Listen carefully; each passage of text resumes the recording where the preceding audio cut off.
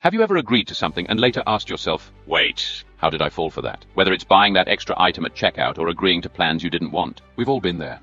In his groundbreaking book, Influence, the Psychology of Persuasion, social psychologist Robert Cialdini explains exactly why that happens. It turns out we're constantly being influenced without even knowing it.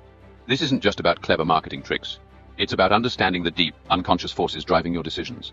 For example, think about the last time a waiter offered you a free mint along with your bill. You probably didn't notice it at the time. But research shows that adding just one extra mint makes customers tip more, sometimes up to 20% more. That's reciprocity in action, a tiny gift. And suddenly, you feel an unexpected need to give something back. Or here's another one. Have you ever felt anxious seeing the words limited time offer in an online store? That feeling, what if I miss out, makes you click the buy now button before you've had time to think it through. That's the power of scarcity, tapping into our fear of missing out. And it works more often than you think. But once you understand how these principles work, you can use them ethically or defend yourself from being manipulated.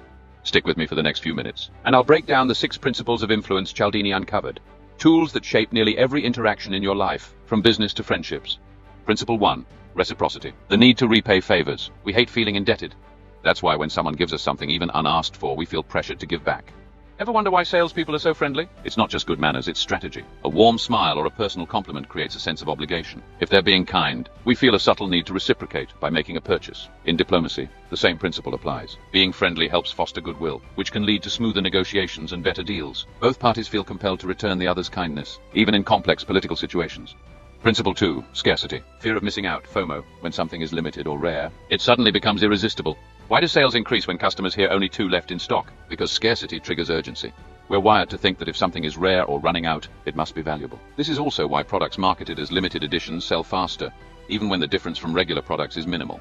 Another clever example, airline websites showing how many seats are left at a given price. The fear of missing a deal pushes us to buy immediately, even if we weren't planning to travel anytime soon. Principle 3. Authority. Trusting experts without question. Ever noticed how a white lab coat, a fancy job title, or a blue checkmark makes someone instantly credible?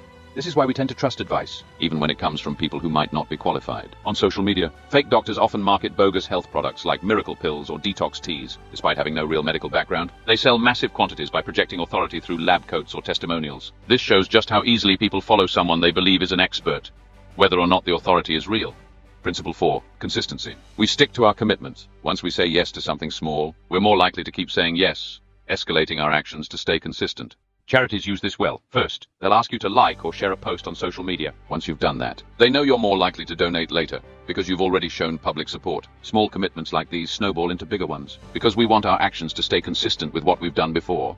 Principle 5. Liking. We say yes to people we like. Even small compliments or shared interests can sway our decisions. This principle explains why influencer marketing works so well. When we feel connected to someone, whether because they seem relatable, attractive, or share our values, we're more likely to trust their recommendations. In fact, we don't just like these influencers, we aspire to be like them. So, when they promote a product, it doesn't feel like an ad, it feels like friendly advice, and that's powerful.